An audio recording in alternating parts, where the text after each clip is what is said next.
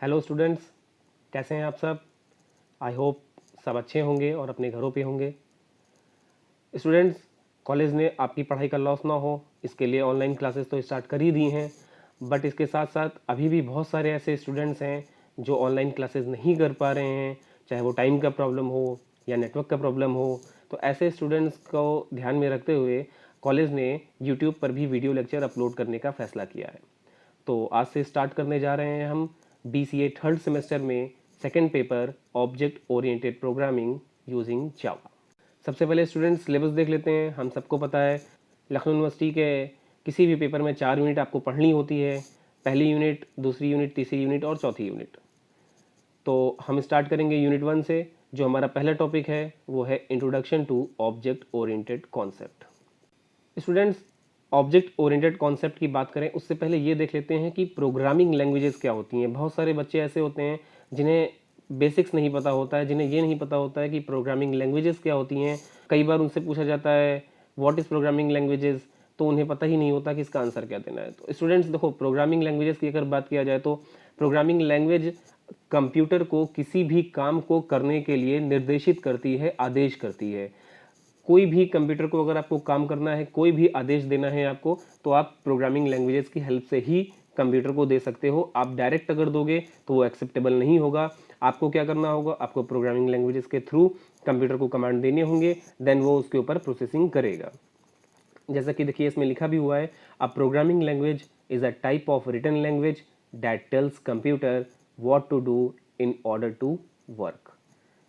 क्या कह रहे हैं, प्रोग्रामिंग लैंग्वेज क्या होती है, एक टाइप की रिटन लैंग्वेज होती है जो कंप्यूटर को बताती है कि क्या करना है और किस ऑर्डर में करना है। इसके अलावा प्रोग्रामिंग लैंग्वेज की हेल्प से ही कंप्यूटर के लिए प्रोग्राम्स और कंप्यूटर के लिए सॉफ्टवेयर डिज़ाइन किए जाते हैं। अब प्रोग्रामिंग लैंग्वेजेस को भी अलग अलग कैटेगरी में डिवाइड किया गया है। बेसिकली इनको दो कैटेगरी में डिवाइड किया जाता है, एक होता है लो लेवल लैंग्वेज और एक होता है high level language. Low level languages की बात किया जाए तो लो लेवल लैंग्वेज के अंदर दो लैंग्वेजेस हमारी आ जाती हैं। पहली होती है मशीन लैंग्वेज और दूसरी होती है असेंबली लैंग्वेज। तो चलिए पहले हम लोग पढ़ लेते हैं मशीन लैंग्वेज के बारे में। मशीन लैंग्वेज स्टूडेंट्स हम सब जानते हैं 0-1 की फॉर्म में हमारी होती है। आप सबको कहीं ना कहीं इसके बारे में जानकारी है। A language used for computer program in which instructions are written in the form of numbers so that computer can understand and act on them.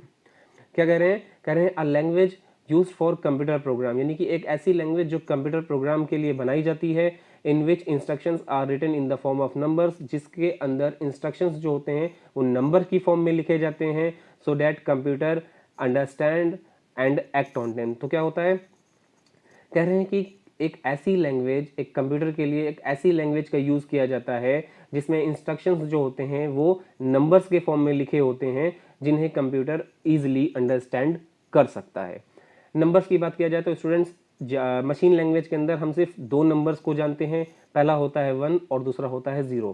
1 को हम हाई मानते हैं और 0 को हम लो मानते हैं। क्या कह रहे हैं, the native language of a computer, यानी कंप्यूटर की ये सबसे पहली लैंग्वेज या मदर लैंग्वेज भी आप इसको बोल सकते हैं। डिफिकल्ट टू प्रोग्राम, क्या कह रहे हैं, प्रोग्रामिंग करना इसमें बहुत डिफिकल्ट होता है। क्यों, 1 मिसप्लेस्ड 1 और 0 will cause the program to fail. ये कह रहे हैं कि अगर कहीं पर भी एक डिजिट इधर या उधर हो जाती है, दैट इज आपने 1 या 0 कहीं इधर उधर कर दिया, एक पोजीशन आगे या एक पोजीशन पीछे लगा दिया, तो जो भी आप प्रोग्राम बना रहे हो वो पूरा का पूरा प्रोग्राम आपका गलत हो जाएगा। स्टूडेंट्स, असेंबली लैंग्वेज जो होती थी ये मशीन लैंग्वेज के कंपैरिजन में थोड़ा सा इजी होती थी। इसमें हमें फ़ायदा क्या मिलता था, हमें कुछ स्पेसिफिक वर्ड्स मिल जाते थे, कीवर्ड्स मिल जाते थे, जिनका यूज़ करके हम इसमें अपना प्रोग्रामिंग कर सकते थे। इसमें एक प्रॉब्लम ये आती थी कि मशीन लैंग्वेज के अंदर डायरेक्ट हमारा प्रोग्राम रन कर जाता था, लेकिन अगर यहाँ पर हमें अपना प्रोग्राम को रन कराना होता था तो हमें एक ट्रांसलेटर की ज़रूरत पड़ती थी जो असेंबली लैंग्वेज को मशीन लैंग्वेज में कन्वर्ट करने के लिए यूज़ करता था। नीचे इसका एक एग्जांपल भी दिया गया है, यानी कि दो नंबर यहाँ पे दिए गए हैं जिन्हें ऐड करने के लिए हमने एक ऐड यानी कि ADD कमांड जो है हमारा स्पेसिफिक पहले से बना बनाया था, हमने वो लिखा, वैल्यू जो हमारी पहली थी वो लिखी, कॉमा करके दूसरी वैल्यू लिखी और हमने एंटर कर दिया। तो क्या होगा, जो भी इसका रिजल्ट होगा वो हमको मिल जाएगा। नेक्स्ट बात कर लेते हैं स्टूडेंट्स हाई लेवल लैंग्वेज की। हाई लेवल लैंग्वेज के आने के बाद प्रोग्रामिंग स्टूडेंट्स बहुत ज़्यादा इजी हो गई। देखिए क्या लिखा है यहाँ पर, high level language represents a giant leap towards easier programming. जो इसके सिंटेक्स होते थे, यानी हाई लेवल लैंग्वेज के जो भी सिंटेक्स होते थे वो इंग्लिश लैंग्वेज के बहुत ही ज़्यादा क्लोज होते थे। यानी कि आपको अगर इंग्लिश लैंग्वेज आती है तो आपको प्रोग्रामिंग सीखने में बहुत ज़्यादा दिक्कत का सामना नहीं करना पड़ता था, यानी कि आपको कुछ स्पेसिफिक उसमें याद नहीं करना पड़ता था। बहुत सारी चीज़ें ऐसी थी जो आपको हाई लेवल लैंग्वेज और इंग्लिश में कॉमन मिल जाती थी, क्योंकि इसके जो सिंटेक्स होते थे वो इंग्लिश लैंग्वेज से बहुत ज़्यादा सिमिलर थे। अब हाई लेवल लैंग्वेज को भी स्टूडेंट्स क्या किया गया, दो ग्रुप में डिवाइड किया गया है। पहला है प्रोसीजरल ग्रुप, दूसरा है ऑब्जेक्ट ओरिएंटेड लैंग्वेज, यानी कि ऑब्जेक्ट ओरिएंटेड प्रोग्रामिंग ग्रुप। सबसे पहले बात कर लेते हैं प्रोसीजरल लैंग्वेजेस की। स्टूडेंट्स, प्रोसीजरल लैंग्वेज क्या थी, ये वो लैंग्वेजेस हुआ करती थी जिसमें हम एक स्टेप के अकॉर्डिंग चलते थे, उसमें हम आगे या पीछे अपने मन से नहीं चल सकते थे। हमें एक प्रोसीजर दिया जाता था, एक स्टेप दिया जाता था और हमें उसी के अकॉर्डिंग पूरा पूरा काम करना पड़ता था। देखिए स्टूडेंट्स, इसमें क्या लिखा हुआ है, early high level programming languages are typically called procedural language. Procedural languages are characterised by sequential set of linear commands. क्या होता था स्टूडेंट्स, प्रोसीजरल लैंग्वेज में स्टूडेंट्स क्या होता था, इसमें कुछ हमें सीक्वेंशियल सेट मिलते थे कमांड्स के और हमें उन्हीं के अकॉर्डिंग अपनी लैंग्वेज को यूज़ करना पड़ता था, उसी के अकॉर्डिंग हमें अपने प्रोग्राम को बनाना पड़ता था। एग्जाम्पल है स्टूडेंट्स, देखिए सी, कोबोल, फोटान, पर्ल, HTML, इस तरह की और भी बहुत सारी लैंग्वेजेस हैं जो प्रोसीजरल कॉन्सेप्ट के ऊपर बेस्ड थी। नेक्स्ट बात कर लेते हैं students, object oriented languages. Object oriented languages students आज के टाइम पर सबसे ज़्यादा यूज़ की जाने वाली लैंग्वेजेस हैं, मोस्ट कॉमन लैंग्वेजेस हैं। इनका जो फोकस होता है वो प्रोग्राम के स्ट्रक्चर पे ना होकर के, बल्कि जो हमारा डेटा होता है, डेटा को कैसे सेव किया जाए उसके ऊपर होता है। इसमें हम क्लास और ऑब्जेक्ट का यूज़ करके अपने प्रोग्राम को हम बनाते हैं। तो क्या होता है, एक तो हमारे प्रोग्राम में डेटा जो हमारा होता है उसकी सिक्योरिटी और बढ़ जाती है। सिक्योरिटी के साथ साथ हमें बहुत सारे एक्स्ट्रा फीचर्स भी मिल जाते हैं जिनका यूज़ हम अपनी प्रोग्रामिंग में ईजिली कर सकते हैं। इसके अंदर जो लैंग्वेजेस हम जानते हैं generally C++, visual basic, .NET and Java. इसके अलावा भी और बहुत सारी लैंग्वेजेस आ चुकी हैं जो ऑब्जेक्ट ओरिएंटेड कॉन्सेप्ट के ऊपर बेस्ड हैं। अब क्योंकि हम बात कर रहे हैं ऑब्जेक्ट ओरिएंटेड कॉन्सेप्ट के बारे में, सबसे पहले हम जान लेते हैं ऑब्जेक्ट क्या होता है। तो देखिए स्टूडेंट्स, अगर ऑब्जेक्ट की बात किया जाए तो कोई भी ऐसी एंटिटी जिसका अपना कोई स्टेट होगा, जिसका अपना कुछ बिहेवियर होगा, वो ऑब्जेक्ट कहलाएगा। जैसे देखिए यहाँ पे क्या लिखा हुआ है, an entity that has some state and behaviour is known as object. अब स्टूडेंट्स यहाँ पर स्टेट का मतलब है जिसकी अपनी कोई वैल्यू होगी, कोई आइडेंटिटी होगी, और बिहेवियर का मतलब है जो कोई ना कोई एक्शन परफॉर्म करेगा। एग्जाम्पल है chair, bike, marker, pen, table. It can be physical और लॉजिकल। ये फिजिकल भी हो सकता है और लॉजिकल भी हो सकता है, यानी कि टेंजिबल और इंटेंजिबल दोनों तरीके के ऑब्जेक्ट आप देख सकते हो। अगर आप इंटेंजिबल ऑब्जेक्ट का कोई एग्जांपल देखो तो बैंकिंग सिस्टम, यानी कि बैंक के अंदर क्या होता है, बैंकिंग सिस्टम हमारा क्या है, एक अपना उसको उसके अंदर हमारा स्टेट भी होता है और उसके अंदर हमारा बिहेवियर भी होता है। फॉर एग्जाम्पल के तौर पे अगर आप पेन को एक ऑब्जेक्ट मानते हैं तो उस पेन का नाम क्या है, रेनॉल्ड्स उसका नाम है, कलर उसका वाइट है, ये सब क्या हो जाएगा, उसका स्टेट हो जाएगा। और उसके बिहेवियर की अगर बात करेंगे तो it is use to write, और उसका हम यूज़ क्यों करते हैं, क्यों उसको बिहेव करते हैं, उसका काम क्या होता है, राइट करने का काम होता है, तो वो उसका बिहेवियर हो जाएगा। तो इस तरीके से आप एक डॉग का एग्जाम्पल ले सकते हैं। अगर डॉग को हम माने तो डॉग के 4 पैर होते हैं, एक मुंह होता है, 2 आंखें होती हैं, 2 कान होता है, एक पूंछ होती है। ये सिंपली हम उसके स्टेट को आइडेंटिफाई कर सकते हैं। बिहेवियर क्या होता है उसका, वो भौंकता है, वो खाना खाता है, वो सोता है, ये उसका क्या होता है, बिहेवियर होता है स्टूडेंट्स।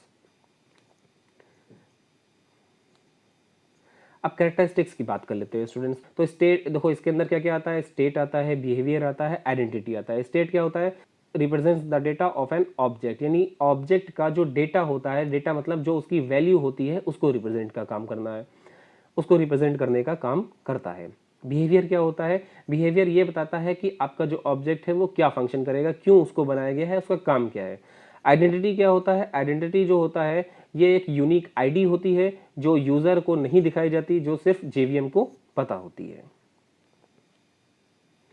नेक्स्ट टॉपिक है हमारा क्लासेस। क्लास क्या होता है स्टूडेंट्स, देखो बहुत सारे एक ही टाइप के ऑब्जेक्ट जो होते हैं, जब उनको आप एक ग्रुप में कंबाइन कर देते हो तो वो जो ग्रुप होता है हमारा वो क्लास बोला जाता है। यानी अगर सिंपल वर्ड्स में हम कहें तो क्लास एक ब्लूप्रिंट्स होता है किसका, एक ही टाइप के बहुत सारे ऑब्जेक्ट का। डेफिनेशन देख लेते हैं students. A class is a group of object which have common properties it is a template और blueprint from which object are created. क्या कह रहे हैं, क्लास क्या होता है हमारा, बहुत सारे ऑब्जेक्ट्स का एक ग्रुप होता है विच हैव कॉमन प्रॉपर्टीज, जिनकी अपनी क्या होती हैं प्रॉपर्टीज, वो कॉमन होती हैं, वो एक ही टाइप की होती हैं। या इसको ऐसे भी कह सकते हो, इट इज़ अ टेम्पलेट और blueprint from which object are created. ये क्या होता है, एक टेम्पलेट होता है या ब्लूप्रिंट होता है जिससे हम अपने ऑब्जेक्ट को क्रिएट करते हैं। ये क्या होता है, एक लॉजिकल एंटिटी होता है, ये फिजिकल नहीं होता है। आप इसको लॉजिक के रूप में इसको आप देखते हो। नेक्स्ट टॉपिक है स्टूडेंट्स हमारा principles of object oriented programming. Students principles की अगर बात किया जाए तो प्रिंसिपल्स ऑब्जेक्ट ओरिएंटेड प्रोग्रामिंग के मेन 4 प्रिंसिपल्स होते हैं हमारे। पहला होता है डेटा एब्स्ट्रैक्शन, दूसरा होता है इनकैप्सुलेशन, तीसरा होता है इनहेरिटेंस और चौथा होता है पॉलीमॉर्फिज्म। तो चलिए स्टार्ट करते हैं। पहला है डेटा एब्स्ट्रैक्शन। तो क्या कहते हैं एब्स्ट्रैक्शन, देखो अगर सिंपल वर्ड्स में हम बात करें तो एब्स्ट्रैक्शन जो हमारा होता है वो ये होता है कि जो भी हमारे काम के फीचर्स हैं, यानी कि जो भी हमारी इसेंशियल सर्विसेज हैं, ये सिर्फ उनको ही शो करेगा और बाकी उसके अलावा जो भी हमारी ऐसी चीज़ें हैं जिनका यूज़ नहीं करना है उनको वो सब क्या कर देगा, हाइड कर देगा। देखो इसकी डेफिनेशन में क्या लिखा है, abstraction is a process of hiding the implementation details and showing only functionality to the user. क्या कह रहे हैं, ये क्या करता है, इम्प्लीमेंटेशन डिटेल्स को हाइड कर देता है और क्या शो करता है, ओनली जो फंक्शनैलिटी होती है यानी जो यूज़र काम करेगा ये सिर्फ उसको शो करने का काम करता है। It shows only essential things to the user and hide the internal details. क्या कह रहे हैं कि ये सिर्फ जो इसेंशियल सर्विसेज होती हैं, जो इसेंशियल थिंग्स होती हैं, सिर्फ उनको ही शो करता है। उसके अलावा जो भी इंटरनल डिटेल्स होती हैं, जो भी इंटरनल्स उसकी एक्टिविटी होती हैं जो हमारे काम की नहीं होती, जो यूज़र के काम की नहीं होती हैं, जो प्रोग्रामर के काम की नहीं होती हैं, उसको वो हाइड कर देता है। फॉर एग्जाम्पल देखो यहाँ पर एक एग्जाम्पल है कि sending SMS where you type the text and send the message. हमारे काम का सिर्फ क्या होता है कि हमें कहाँ पर मैसेज को टाइप करना है और किसको भेजना है, बस इतना हमारे काम का होता है। You don't know how the internal processing about the message delivery, यानी कि मैसेज कैसे डिलीवर हो रहा है ये हमारे काम का नहीं होता है, हमको पता नहीं होता है, तो इसके बारे में हम नहीं जानते हैं। Abstraction let you focus on what the object does instead of how it is does. क्या कह रहे हैं, एब्स्ट्रैक्शन हमें क्या बताता है कि ऑब्जेक्ट क्या काम कर रहा है इसके बावजूद कि वो कैसे काम कर रहा है, यानी कि वो हमें बताता है क्या काम करना है ना कि कैसे काम करना है। नेक्स्ट टॉपिक है हमारा स्टूडेंट्स इनकैप्सुलेशन। इनकैप्सुलेशन क्या होता है स्टूडेंट्स, जब किसी भी एक चीज़ दो तीन चीज़ों को जब किसी एक चीज़ के अंदर रैप कर दिया जाता है तो जो हमारा प्रोसेस होता है वो इनकैप्सुलेशन बोला जाता है। यानी अगर इसको जनरल टर्म्स में समझो तो आप और हम कैप्सूल के बारे में इजीली जानते होंगे। जब हम बीमार होते हैं तो हम कैप्सूल को लेते हैं, यूज़ करते हैं। तो कैप्सूल क्या होता है, कैप्सूल हमेशा जो होती है उसके अंदर 2 या 3 मेडिसिन को एक साथ कंबाइन करके ही रखा जाता है। वही वर्ड जो है कैप्सूल वहां से उठा करके यहाँ पर लाए हैं इनकैप्सुलेशन के लिए। देखो इनकैप्सुलेशन में क्या कहा गया, encapsulation in Java is a mechanism of wrapping the data and the code acting on data together as a single unit. क्या कह रहे हैं, इनकैप्सुलेशन में क्या होता है, ये एक मैकेनिज्म होता है जो क्या करता है, रैप करता है किसको, डेटा को, and the code acting on data, यानी कि उस कोड को जो डेटा के ऊपर एक्शन करेगा उनको एक साथ रैप करता है किसमें, एक सिंगल यूनिट के अंदर। क्या कह रहे हैं, encapsulation the variable of a class will be hidden from the other classes. क्या कह रहे हैं, इनकैप्सुलेशन में जो हमारा वेरिएबल होता है किसी एक क्लास का वो हिडन होता है किसमें, फ्रॉम अनदर क्लास, यानी दूसरी क्लास से उसको हाइड किया जाता है। So that can be access through the methods of their current class. क्या कह रहे हैं, क्योंकि हम नहीं चाहते कि जो हमारा वेरिएबल है वो उसे डायरेक्ट कोई भी एक्सेस करे, तो उसे अगर एक्सेस करना है तो जिस पर्टिकुलर क्लास के अंदर वो है हमें उसको उसी के अंदर जाकर के एक्सेस करना होगा।